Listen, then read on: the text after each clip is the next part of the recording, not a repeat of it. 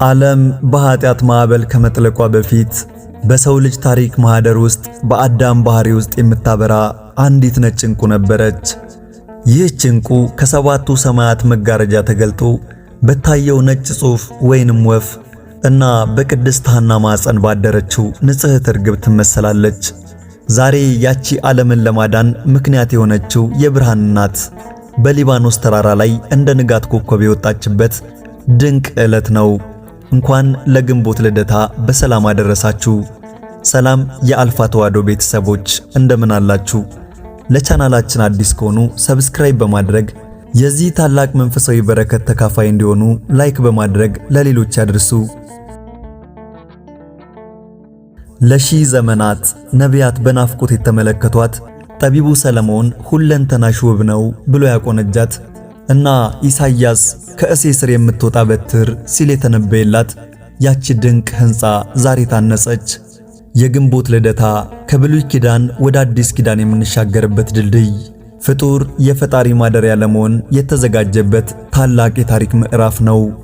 አዳም ከገነት ሲወጣ ስንቅ አድርጎ የያዘው ብቸኛው ተስፋ ከልጅ ልጅ ተወልጄ አድንሃለሁ የሚለው ቃል ኪዳን ነበር። ያ ቃል ኪዳን ፍሬ አፍርቶ የሕያዋን ሁሉ እናት የሆነችው ዳግሚት ሔዋን ማርያም በአድባረ ሊባኖስ ስር ድንግልናን ከቅድስና አስተባብራ ተወለደች። የሰው ልጅ የቤት ሥራ የተፈታበትና የድህነት ጎዳና የታረሰበት ይህ ዕለት እንዴት እናከብረዋለን? የእመቤታችን ልደት እንደ እንግዳ ደራሽ እንደ ውሃ ፈሳሽ ድንገት የተከሰተ ሳይሆን ሰባቱ ሰማያት ተከፍተው የታዩበት ሰማያዊ ድግስ ነው። ነገር ግን ይህን ታላቅ የቤተ ክርስቲያን ብርሃን በባዕድ አምልኮ ጨለማ ሊሸፍኑት የሚሞክሩ የአድባርና የቆሌ ወጥመዶች ዛሬም አሉ። እውነተኛው የግንቦት ልደታ ምስጢር ግን ከንፍሮና ከቡናው በዘለለ የፈጣሪ መቅደስ የሆነችው ድንግል የተገኘችበትን የቅድስና ጥበብ ማድነቅ ነው። ልደታ ለማርያም ከእሴይ ስር በትር ትወጣለች። በኦርቶዶክሳዊት ተዋሕዶ ቤተ ክርስቲያን ግንቦት አንድ ቀን የግንቦት ልደታ የእመቤታችን የቅድስት ድንግል ማርያም ልደት የሚከበርበት ዕለት ነው። ይህ ዕለት ቅዱስ ኤፍሬም በውዳሴ ማርያም የመመኪያችን ዘውድ የንጽሕናችን መሠረት ያላት ወላዲተ አምላክ ድንግል ማርያም የተወለደችበት ነው። ነቢዩ እግዚአብሔር ኢሳይያስ ድንግል ትጸንሳለች ወንድ ልጅም ትወልዳለች ኢሳይያስ 7:14 ብሎ ትንቢት የተናገረላት ያቺ ድንግል በዚህች ዕለት ተወለደች። ይህች ቀን ልበ አምላክ ክቡር ዳዊት የወርቅ ልብስ ተጎናጽፋ ንግሥቲቱ በቀኝህ ትቆማለች መዝሙር 44:9 ብሎ የተናገረላት ንግሥት የተገኘችባት ዕለት ናት። ቅዱስ ዮሐንስም በራእዩ ፀሐይን የተጎናጸፈች ጨረቃን የተጫማች 12 የከዋክብት አክሊል በራሷ ላይ ያላት ራእይ 12:1 ብሎ የመሰከረላት የብርሃን እናቱ ድንግል ማርያም የተወለደችባት ቀን ናት። የእርሷም ልደት እንደ እንግዳ ደራሽ እንደ ውሃ ፈሳሽ ድንገት የተከሰተ ሳይሆን አስቀድሞ በትንቢት በምሳሌና በራእይ የሰውን ልጅ ድህነት በጉጉት ሲጠባበቁ ለነበሩ ቅዱሳን ሲገለጽ የነበረ ነው። የድንግል ማርያም ልደት በነቢያት አንደበት መሰረታቲሃ ውስተ አድባር ቅዱሳን፣ መሰረቶቿ በተቀደሱ ተራሮች ናቸው መዝሙር 86:1-7። እግዚአብሔር የዝማሬንና የትንቢት ጸጋን ያበዛለት ክቡር ዳዊት ስለ እመቤታችን ቅድስት ድንግል ማርያም አስቀድሞ በመንፈስ ቅዱስ መነጽርነት ተገልጾለት መሰረታቲሃ ውስተ አድባር ቅዱሳን፣ መሰረቶቿ በተቀደሱ ተራሮች ናቸው በማለት ትንቢት ተናግሯል። የተቀደሱ ተራሮች ያለውም የእመቤታችን ስርወ ልደት ከቤተ መንግሥትና ከቤተ ክህነት ከሆኑት ከተቀደሱት ከኢያቄምና ከሐና የመሆኑን ነገር ሲያመለክት ነው። ይህንን ትንቢትና እውነተኛውን የእመቤታችንን የትውልድ ሐረግ አስማምታ ቤተ ክርስቲያን የእመቤታችን ማርያም ትውልዷ በአባቷ በኩል ከንጉሥ ዳዊት ወገን ነው፣ በእናቷም በኩል ከካህን አሮን ወገን ነው። የአባቷ ስም ኢያቄም ነው፣ የእናቷም ስም ሐና ነው ብላ ታስተምራለች። ከእሴይ ስር በትር ትወጣለች፣ አበባም ከርሷ ይወጣል ኢሳይያስ 11:1። ቁጥሩ ከአበይት ነቢያት ወገን የሆነው ነቢዩ ኢሳይያስም ጥበብንና ዕውቀትን በሚገልጽ ስለሚመጣውም ነገር ትንቢትን በሚያናግር በመንፈስ ቅዱስ ተመርቶ የእመቤታችን የቅድስት ድንግል ማርያም ልደት ከነገደ እሴይ እንደሚሆንና እርሷም ጽጌ አበባ የተባለ አካላዊ ቃል ክርስቶስን በሕቱም ድንግልና እንደምትወልድ ተገልጾለት ከእሴይ ስር በትር ትወጣለች አበባም ከርሷ ይወጣል በማለት ታላቅ ትንቢትን ተናግሮ ነበር። ይህቺ በትርም ከእሴይ ዘር የተገኘችው በዚህች ዕለት ነውና ልደቷን በታላቅ ድምቀት እናከብራለን። ይህንን መሰረት በማድረግ ሊቁ ቅዱስ ኤፍሬም መልካሟ ርግብ ማርያም ሆይ ደስ ይበልሽ፣ ከእሴይ ስር የተገኘሽ መዓዛሽ ያማረ አበባ አንቺ ነሽ በማለት በውዳሴ አመስግኗታል። በአባቶችሽ ፈንታ ልጆች ተወለዱልሽ መዝሙር 131:13 የተባለን የአባቶቻችን ልጆች እኛም እንዲሁ እያለን እናመሰግናታለን።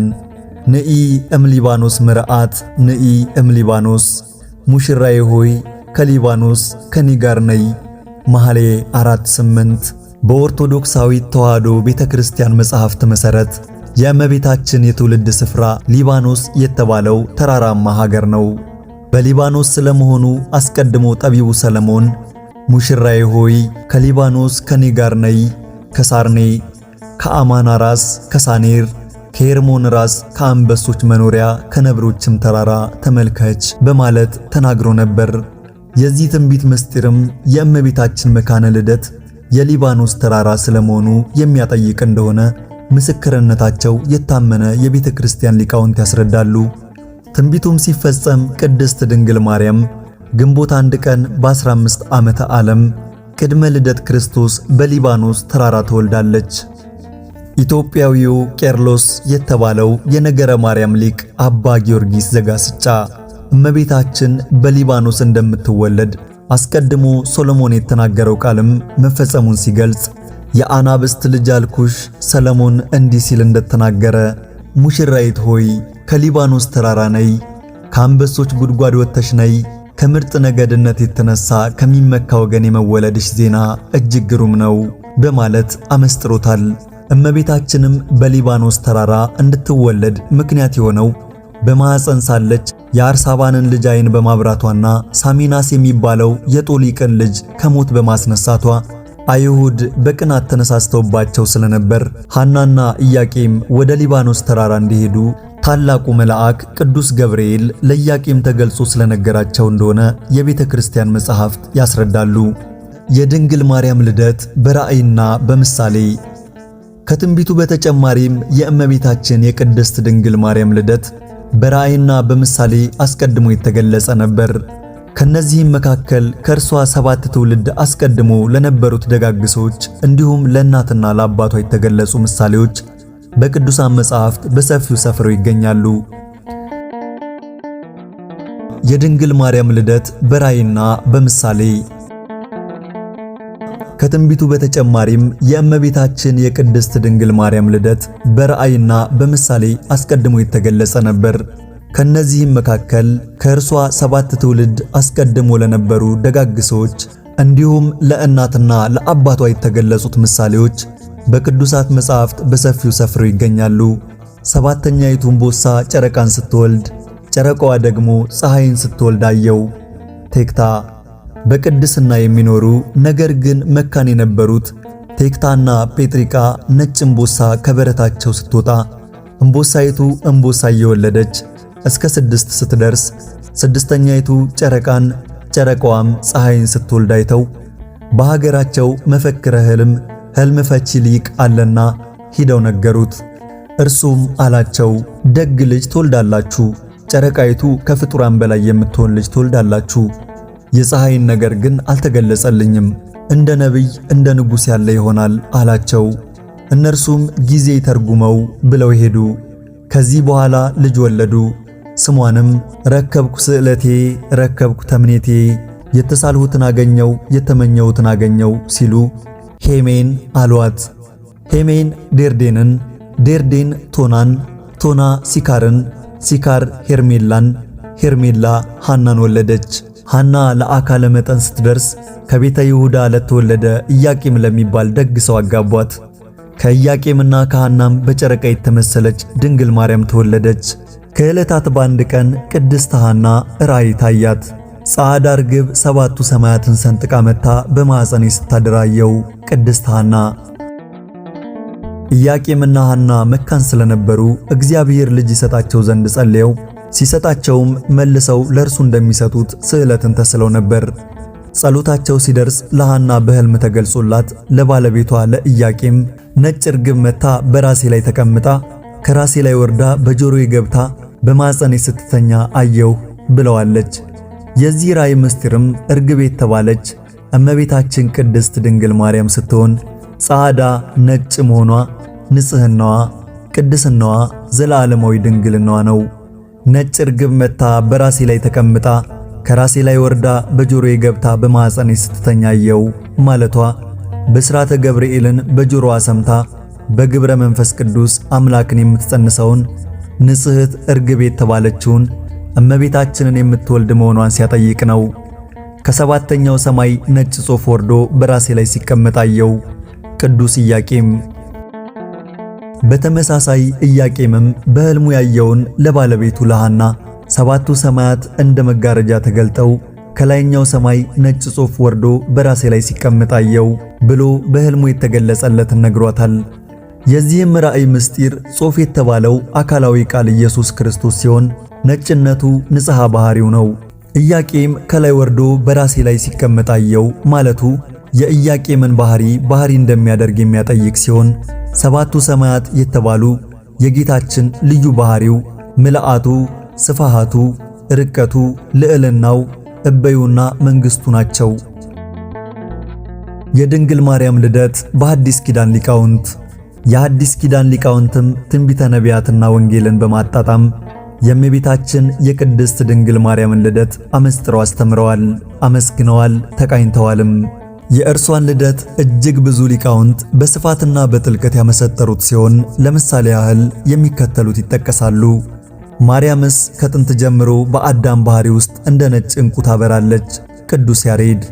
ኢትዮጵያዊው ሊቅ ቅዱስ ያሬድ ስለ እመቤታችን ልደት ማርያምስ ታሃቱ እምትካቱ ውስተ ከርሱ ለአዳም ከመባህሪ ጻዕዳ ማርያምስ፣ ማርያም ግን ከጥንት ጀምሮ በአዳም ባህሪ ውስጥ እንደ ነጭ ዕንቁ ታበራለች በማለት እርሷ በደፈረሰው ዓለም በንጽህና በቅድስናና በድንግልና ስታበራ እንደነበርና ኋላም የዓለም ብርሃን የሆነውን ኢየሱስ ክርስቶስን መውለዷን አመስጥሮ ተናግሯል። በተጨማሪም ስለ ሥራዋ ልደቷ ስሮቿ በምድር ጫፎቿ በሰማይ ያሉ የወይን አረግ በማለት የተወለደችው በምድር ከነበሩት ኢያቄምና ሐና መሆኑን የወለደችው ግን ሰማያዊውን ንጉሥ እንደሆነ በማመስጠር ዘምሯል። በዚህም ሰውና እግዚአብሔርን ያገናኘች መሰላል መሆኗን ገልጾ አስተምሯል።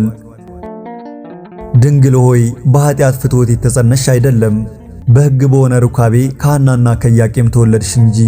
አባ ሕርያቆስ። የብህንሳው ሊቀ ጳጳስ አባ ሕርያቆስም በቅዳሴ ማርያም ድንግል ሆይ በኃጢአት ፍትወት የተጸነሽ አይደለም፣ በሕግ በሆነ ሩካቤ ከሐናና ከኢያቄም ተወለድሽ እንጂ በማለት የድንግል ማርያም ጽንሰትና ልደት እንዴት እንደነበረ በድርሰቱ አስፍሮታል። ትውልድ ሁሉ ብጽዕት የሚሏት የሁላችን እናት ድንግል ማርያም በሕግ በሆነ ሩካቤ ከሐናና ከኢያቄም ነሐሴ 7 ቀን ተጸንሳ ከ9 ወር ከ5 ቀን በኋላ ግንቦት 1 ቀን ተወልዳለች። እርሷም ስትጸነስ ጀምሮ መንፈስ ቅዱስ ከጥንተ አብሶ ኦሪጂናል ሲን ጠብቋታል። አበሳው አልነካትም። ይህንንም ነቢየ እግዚአብሔር ኢሳይያስ በኃጢአት በተከበበ መርገም በሞላበት ዓለም ውስጥ ከኃጢአት ከበደል ርቃ ተለይታ እንደ ጌዴዎን ጸምር በንጽህና የተገኘች ንጽሕት ዘር መሆኗን ሲያስረዳ የሰራዊት ጌታ እግዚአብሔር ዘርን ባያስቀርልን ኖሮ እንደ ሰዶም በሆንን እንደ ገሞራም በመሰልን ነበር ኢሳይያስ 1:19 በማለት ተናግሯል። እንዲሁም ጠቢቡ ሰለሞን ንጽህናዋን በትንቢት መነጽር አይቶ ወዳጄ ሆይ ሁለንተናሽ ውብ ነው፣ ምንም ነውር የለብሽም፣ ሙሽሪት ሆይ ከሊባኖስ ነይ መኃልየ 4:7-16 በማለት በንጽህና በቅድስና ያጌጠች መርገመ ሥጋ መርገመ ነፍስ ያልነካት የድህነታችን ምክንያት የንጽህናችን መሠረት የሰው ባህሪ ከእግዚአብሔር ጋር እንዲዋሃድ ምክንያት የሆነች ንጽሕት የሰርግ ቤት ድንግል ማርያም በሊባኖስ የመወለዷን ነገር አስቀድሞ ነግሮናል። ቅዱስ እንድርያስም እንዲህ ብሏል። ይህች ዕለት ትልቅ ሕንጻ የታነጸበትና ፍጡር የፈጣሪ ማደሪያ ለመሆን የተዘጋጀባት ዕለት ናት። የቀርጤሱ ቅዱስ እንድርያስ የከበረ ስለሆነው ስለ እመቤታችን ቅድስት ድንግል ማርያም ልደት ታላቅነት እንዲህ ብሏል። ይህ በዓል በሐዲስና በብሉይ ኪዳን መካከል መገኛ ሆነ። ምሳሌዎቹ በእውነታ አሮጌው በአዲስ ቃል ኪዳን ተተኩ። ፍጥረት ሁሉ በደስታ ይዘምራል፣ የዚህን ቀን ደስታም ይካፈላል። ይህ ዕለት ጌታ መቅደሱን የሰራበት ዕለት ነው። ይህ ዕለት ትልቅ ሕንጻ የታነጸበትና ፍጡር የፈጣሪ ማደሪያ ለመሆን የተዘጋጀበት ዕለት ነው በማለት ገልጾታል። በእውነት የእርሷ ልደት የልዑል ማደሪያው መቅደስ የተሰራበት ዕለት ነውና ሁላችንን እናከብረዋለን። በዚህም ዕለት ዮም ፍስሐ ኮነ በእንተ ልደታ ለማርያም፣ እነሆ ዛሬ በእመቤታችን ልደት ደስታ ሆነ እያለን እንዘምራለን። ይህችን የልዑል ማደሪያ እናቷ ሐናና አባቷ ኢያቄምም በእጅጉ ተደስተው በተወለደች በ8ኛው ቀን ስሟን ማርያም ብለው ሰይመውታል። የእመቤታችን የልደት በዓል አከባበር አባታችን አዳም በኃጢአት ከወደቀ በኋላ ንስሐ በገባ ጊዜ አምላካችን ጌታ እግዚአብሔር የድኅነት ቃል ኪዳን ገባለት። ቃል ኪዳኑም ከልጅ ልጅ ተወልጄ አድንሃለሁ የሚል ነበር። ስለሆነም አዳም 5500 ዘመን የሕይወት ምክንያት የሆነች የልጅ ልጁ እመቤታችን ድንግል ማርያም ከአብራኩ ከተከፈሉ ቅዱሳን ልጆቹ የምትወለድበትን ቀን ተስፋ እያደረገ ኖረ። የእመቤታችንን የድንግል ማርያምን የመወለዷን ዜና ተስፋ በማድረግ ሴት ይላት የነበረውን ሚስቱን ሔዋንን በእመቤታችን ምሳሌነት ሔዋን የሔዋን ሁሉ እናት ብሎ ሰየማት። ዘፍጥረት 3:20 ዳግማዊ አዳም የተባለ ክርስቶስም የአዳምን ተስፋ በመስቀል ላይ በፈጸመ ጊዜ እውነተኛዋን ሔዋን ዳግሚት አማናዊት ሔዋንን ድንግል ማርያምን በዮሐንስ ወንጌላዊ በኩል ለሕያዋን ምዕመናን ሁሉ እናት አድርጎ ሰጠ። ዮሐንስ 19:26 ይህንን የከበረ ምስጢር የማይረዳ ክርስቲያን እንዴት ያሳዝናል! እኛ ኦርቶዶክሳውያን ክርስቲያኖች ግን የቀዳማዊ አባታችንን የአዳምን እንዲሁም በዳግም ተፈጥሮ ያከበረንን ዳግማዊ አዳም የተባለ የጌታችን የመድኃኒታችን የኢየሱስ ክርስቶስን ቃል ተቀብለን የሕያዋን ሁሉ እናት ድንግል ማርያምን ልደቷን በፍጹም ደስታ እናከብራለን። ከተወደደ ልጇ ምሕረትን ትለምንልን ዘንድ ወደ እርሷ እናንጋጥጣለን። በኦርቶዶክሳዊት ተዋሕዶ ቤተክርስቲያን ያለን ምዕመናን ከጌታችን ልደት ቀጥሎ በታላቅ ድምቀት የምናከብረው የልደት በዓል የእመቤታችን የቅድስት ድንግል ማርያም የልደት ቀን ነው። ስለ ቅዱስ ዮሐንስ በመወለዱ ብዙዎች ደስ ይላቸዋል ሉቃስ 1:14 ከተባለ የድንግል ማርያም ልደት ምንኛ የሚያስደስት ይሆን! የነቢያቱ ትንቢት የተፈጸመበት፣ የታየው ራእይም በገሃድ የተከናወነበት፣ የብሉይ ኪዳን ማብቂያ የሐዲስ ኪዳን መጀመሪያ ናትና ልደቷ ለሰው ልጆች ሁሉ ለሕያዋን ሁሉ ታላቅ የደስታ ቀን ነው። ሰማያውያን ቅዱሳን መላእክትም በንጽህናዋ በቅድስናዋ ተደንቀው እህትነ ነያ እህታችን እነኋት ብለው ያመሰግኗታል። በዘመናችን ያሉ የሰው ልደት በድምቀት የሚከበር ከሆነ ለሰው ልጅ መዳን ምክንያት የሆነች የአምላክ እናት የተወለደችበት ቀን ምንኛ ሊከብር ይገባው ይሆን? ቤተ ክርስቲያን የቅድስት ድንግል ማርያምን ልደት በታላቅ ድምቀት የምታከብረው ከዚህ ታላቅ በዓል በረከት ረድኤት እንድናገኝበት ነው። የሕይወት ክርስቶስ እናት ዛሬ ተወልዳለችና። በኦርቶዶክሳዊት ተዋሕዶ ቤተ ክርስቲያን ትውፊት መሠረት ሐናና ኢያቄም ከአይሁድ ለማምለጥ ተሰደው በአድባረ ሊባኖስ ስር እመቤታችንን ወለዱ። በወቅቱ ከቤት የወጡት ለሽሽት ነበርና ስንቅ ስላልያዙ ምግባቸው ንፍሮና ጥራጥሬ ነበር። ይህንንም ትውፊት በመያዝ በዓሉ ከቤት ውጪ ንፍሮ እየተበላ ይከበራል። ነገር ግን በበጎ ነገሮች ሰበብ ክፉ ዓላማውን ማስፈጸም የሚፈልገው ዲያብሎስ በማር መካከል መርዝን ከሚጨምርባቸው መንፈሳዊ በዓላት አንዱ የግንቦት ልደታ የእመቤታችን የልደት በዓል ነው። በዚህ ዕለት አንዳንዶች ባለማወቅ ሌሎች ደግሞ በድፍረት ለአድባራው ጋር ነው ቆሌውን ለመለመን ነው እያሉ ለማያውቁት አምልኮ ንፍሮ የሚበትኑ፣ ቡና የሚረጩ፣ ቅቤ የሚቀቡ፣ የከብት ደም የሚያፈሷሉ። እውነታው እነዚህ በእርግጥም ጣዖት አምላኪዎች ናቸው። እኛ ኦርቶዶክሳውያን ክርስቲያኖች ግን እነዚህን የሃይማኖት ለዋጮች ስራቸውን እንጸየፋለን። ስለሆነም ከእንደዚህ አይነቱ ባዕድ አምልኮ በመለየት ይህንን ታላቅ በዓል በተገባና በተረዳ ነገር ልናከብረው ይገባል።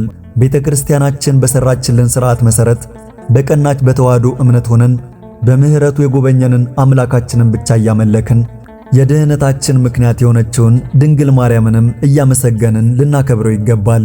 አምላካችን እግዚአብሔር ከመቤታችን ረድኤት በረከት ይክፈለን። አሜን። ወስብሐት ለእግዚአብሔር።